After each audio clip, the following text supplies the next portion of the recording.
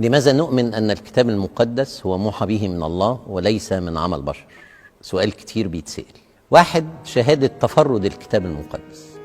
الكتاب المقدس فريد في وحدته، كتبوا أكثر من 40 كاتب على مدار 1600 سنة من أماكن مختلفة من 3 قارات العالم القديم بلغات الثلاثة، العبرية والأرامية واليونانية، وتنوعت مهنة كل كاتب وظروف الكتابة، ومع ذلك خرج الكتاب المقدس في وحدة كاملة وتناسق بديع، لأن وراء 40 كاتب دول كلهم روح واحد هو روح الله القدوس. 2، الكتاب المقدس فريد في ملائمته لكل جيل وعصر. الكتاب المقدس هو الكتاب الوحيد الذي لم يصبه القدم، هو كتاب صالح دائما لكل زمان ولكل عصر. 3، الكتاب المقدس فريد في ملائمته لكل عمر وفرد، مناسب لكل فئات الناس، مناسب لكل الأعمار ولكل القامات الروحية. 4، الكتاب المقدس فريد في شموله وكماله، الكتاب الذي يحتوي على موضوعات عديدة، يعد بلا شك أنه مكتبة إلهية شاملة تحوي الأدب والتاريخ والشعر والقانون والفلسفة والطب والجيولوجيا والمنطق، إلى جانب الموضوع الأساسي فيه وهو خلاص الإنسان.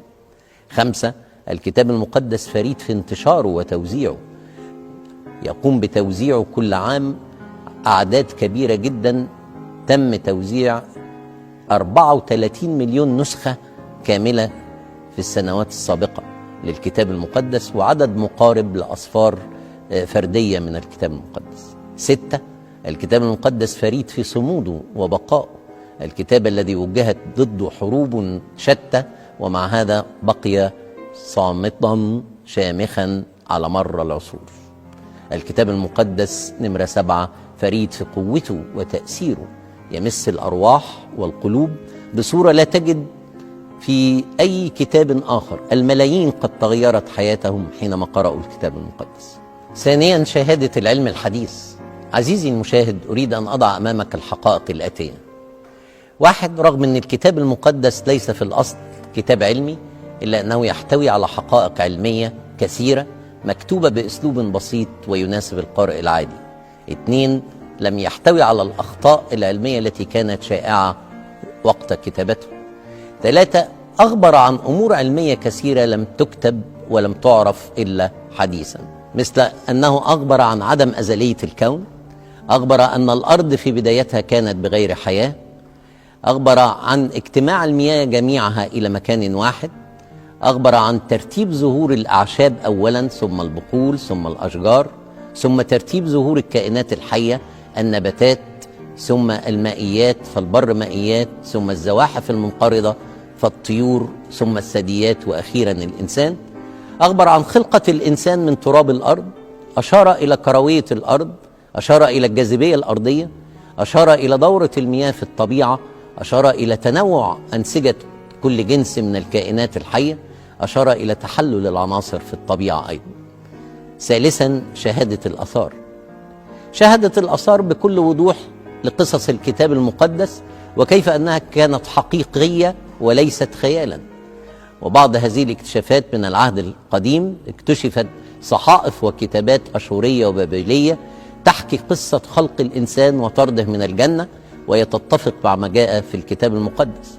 كما أنه توجد اليوم على الأقل 33 وثيقة تاريخية في أماكن عديدة من العالم تحكي عن قصة الطوفان. واكتشف الأثريون مدينة فيثوم التي بناها رمسيس الثاني والتي تعرف الآن بتل المسقوطة. واكتشف الأثريون أيضا مدينة أريحة القديمة، ووجدت بحالة مطابقة لما جاء بالوصف بحسب سفر يشوع أيضا، وغيرها الكثير والكثير من الاكتشافات العديدة الأثرية الموجودة والتي تحكي قصصا وأمورا تتفق مع ما جاء في الكتاب المقدس. ومثل اكتشافات العهد القديم كانت هناك أيضا اكتشافات في العهد الجديد، مثل اكتشاف خشبة الصليب، إكليل الشوك الخاصين بالسيد المسيح، المسامير التي صلب بها، ملابس السيد المسيح وقت صلبه، القصبة التي أعطيت له، وكل هذه محفوظة في متاحف وكنائس عالمية ومعروفة للجميع. 1، شهادة تفرد الكتاب المقدس. ثانيا شهادة العلم الحديث. ثالثا شهادة الآثار. رابعا شهادة التاريخ. شهادة الوثائق التاريخية ما جاء في الكتاب المقدس عن معجزات وحياة السيد المسيح. توجد لدينا وثائق تاريخية كثيرة، أهمها شهادة يوسيفوس المؤرخ اليهودي في القرن الأول الميلادي في كتابه العاديات والآثار، وكتاب حروب اليهود. شهادة كيرينيليوس تاسيتوس المؤرخ الروماني في القرن الأول الميلادي. شهادة المؤرخ السامري ثالوس في القرن الأول الميلادي أيضا. شهادة التلمود اليهودي عن السيد المسيح والعذراء مريم. تقرير بيلاطس البنطي والذي أرسله إلى تيباريوس قيصر بشأن السيد المسيح، وهو محفوظ الآن بمكتبة الفاتيكان بروما. وكل هذه الوثائق التاريخية تحوي قصصا وأحداثا تتطابق مع ما جاء بالكتاب المقدس. خامسا شهادة إتمام النبوات. نبوات العهد القديم توجد أكثر من 300 نبوة تنبأت عن شخص السيد المسيح إنه المخلص والفادي، وكلها تحققت في مولود بيت لحم. نبوات نوح لأولاده الثلاثة سام وحم ويافس. نبوة يشوع في القرن الخامس عشر قبل الميلاد عن إعادة بناء أريحة. نبوة أشعياء عن خراب بابل المدينة العظيمة. نبوة أشعياء عن انتصار كورش على البابليين وعودة اليهود مرة تانية من السبي. نبوة أشعياء عن البركة الفريدة اللي لشعب مصر، مبارك شعب مصر، وتحقق ذلك بمجيء العائلة المقدسة. نبوة أشعياء عن وجود مذبح للرب في وسط أرض مصر، وتحقق هذا أيضا بعد 700 سنة مع بداية المسيحية. نبوة أرميا عن سبي الشعب اليهودي. نبوة حزقيال عن خراب أشور وعدم قيامها مرة أخرى. نبوة دانيال عن الإسكندر الأكبر ملك اليونان. كل هذه نبوات من العهد القديم.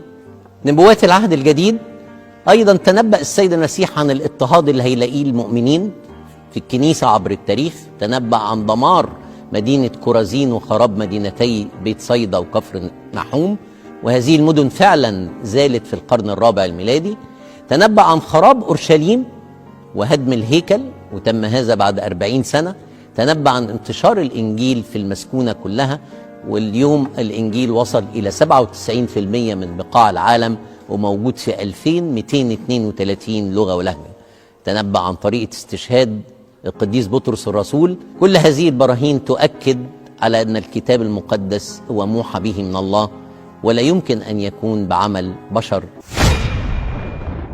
فالروح القدس هو الذي ألهم، هو الذي أوحى لكتبة الكتاب المقدس أن يكتبوا هكذا الكتاب، فجاء هكذا بكل هذه الحقائق.